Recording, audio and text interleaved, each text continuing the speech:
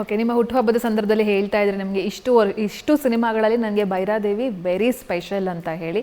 ಯಾಕೆ ಮ್ಯಾಮ್ ಹೇಳಿದ್ರಿ? ಅದನ್ನು ಹೊರತುಪಡಿಸಿ ಇನ್ನೇನಾದರೂ ಇನ್ಫಾರ್ಮೇಷನ್ ಇದ್ರೆ? ಅಂದರೆ ಯಾಕಂದರೆ ಮೊದಲನೇದಾಗಿ ನನ್ನ ಗೆಟಪ್, ಮತ್ತು ಇನ್ನೊಂದು ಹೆಣ್ಣು ಅಗೋರಿ ನಾನೇ ನೋಡಿರಲಿಲ್ಲ ಲೈಫಲ್ಲಿ. ಸೊ ನಾನು ಆ ಪಾತ್ರನ ನಿಭಾಯಿಸಿದ್ದೀನಿ, ಅಂದರೆ ಮಾಡಿದ್ದೀನಿ. ನನಗೇನು ಆ ಪಾತ್ರ ಕೊಟ್ಟಿದ್ದಾರೆ, ನನಗೆ ನಾನು ಹೇಳೋದಲ್ಲ, ಅದನ್ನ ನೋಡಿರೋ ಅಂಥವ್ರು ಹೇಳೋದು, ನಾನು ಆ ಪಾತ್ರನ ಚೆನ್ನಾಗಿ ನಿಭಾಯಿಸಿದ್ದೀನಿ ಅಂತ ಹೇಳ್ತಾರೆ.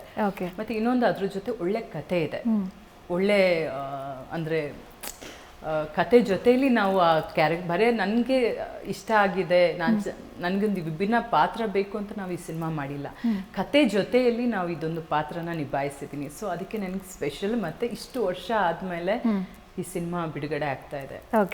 ಈ ಸಿನಿಮಾದ ಮೇಲೆ ಇವಾಗ ಈ ಸಿನಿಮಾ ಚೆನ್ನಾಗಿದೆ, ಯಶಸ್ ಕಂಡ್ರೆ ನನಗೆ ನೆಕ್ಸ್ಟ್ ಸಿನಿಮಾ ಮಾಡೋದಕ್ಕೆ ನನಗೆ ಅದೊಂದು ಪ್ರೋತ್ಸಾಹ. ಯಾಕೆ ಡಿಲೇ ಆಯಿತು ಅಂತ ಮ್ಯಾಮ್? ಅದೇ ಹೇಳಿದ್ನಲ್ಲ, ಒಂದೊಂದೇ ಶೂಟಿಂಗ್ ಸಿನಿಮಾ ಮಾಡುವಾಗ ಒಂದೊಂದೇ ತೊಂದರೆಗಳಾಗ್ತಾ ಇತ್ತು. ಮತ್ತು ನನ್ನ ತಂದೆ ತೀರೋದ್ರು, ಅದಾದಮೇಲೆ ಸ್ವಲ್ಪ ಮೈಂಡ್ ಸ್ವಲ್ಪ ಅಪ್ಸೆಟ್ ಆಯಿತು.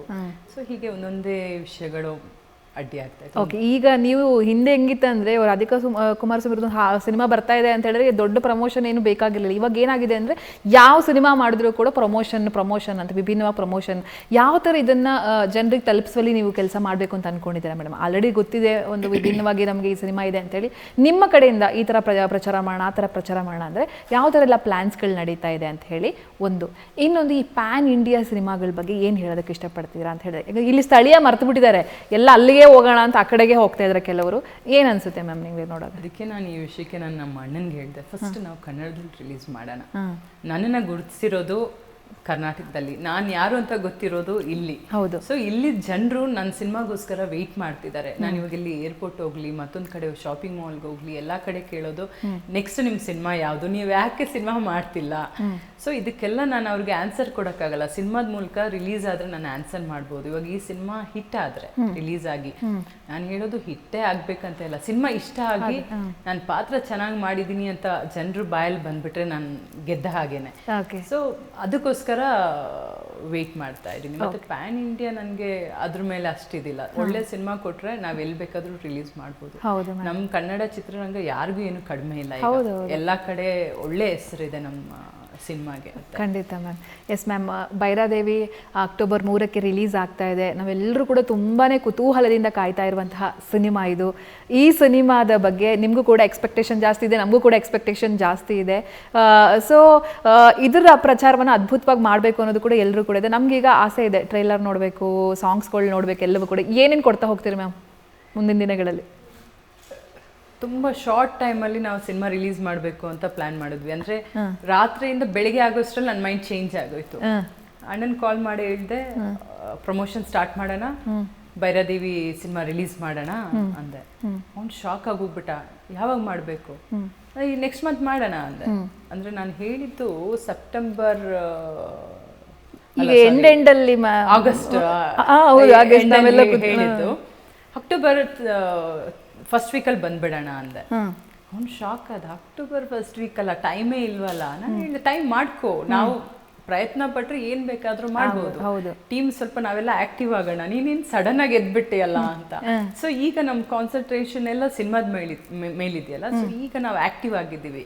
ಸೊ ಈಗ ಒಂದೊಂದೇ ಒಂದು ಏನು, ಇವಾಗ ನಾಡಿದ್ದು ನಮ್ಮ ರಮೇಶ್ ಸರ್ ಅವ್ರ ಬರ್ತ್ಡೇ ಇದೆ, ಸೊ ಅವಾಗ ಏನಾದ್ರು ಲಾಂಚ್ ಮಾಡೋಣ. ಇನ್ನೂ ಇದೆ ನಮ್ಮ ಕೈಯಲ್ಲಿ, ಇನ್ನೂ ಆಲ್ಮೋಸ್ಟ್ ಒಂದು 25 ಡೇಸ್ ಮೇಲಿದೆ ನಮ್ಮ ಕೈಯಲ್ಲಿ. ಸೊ ಆರಾಮ್ಸೆ ಮಾಡ್ಬೋದು. ಒಂದು trailer launch, teaser launch, song audio launch, ಈ ತರ ಒಂದೊಂದೇ ಸ್ಟಾರ್ಟ್ ಮಾಡೋಣ. ನಮ್ಗೆ ಮೇಡಮ್ ಮಗಳು ಮೊದಲನೇ ಮೆಟ್ಲಲ್ವಾ? ಹೌದು. ಸೊ ಇನ್ನು ತುಂಬಾ ಮೆಟ್ಲುಗಳು ಹತ್ತಬೇಕು.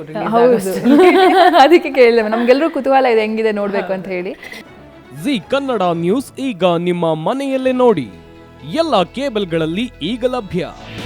ನಿಮ್ಮ ನೆಚ್ಚಿನ ಜಿ ಕನ್ನಡ ನ್ಯೂಸ್ ಈಗ ಸನ್ ಡೈರೆಕ್ಟ್ ನಲ್ಲಿ number 292, Tata play number 1664, Jio TV number 1334, NXT digital number 30, in cable number 30, city networks 51, U digital number 162, GTPL number 17, Rockline telecommunications number 42, Shri Basaveshwara cable number 168, rural cable network 60, Vinayaka digital 57, Abhishek cable 821, city channel 53, Siddeshwara cable network 57, V4 digital Infotech 628, Surya digital networks 53, Gajanan digital number 836, Malnad Infotech private limited number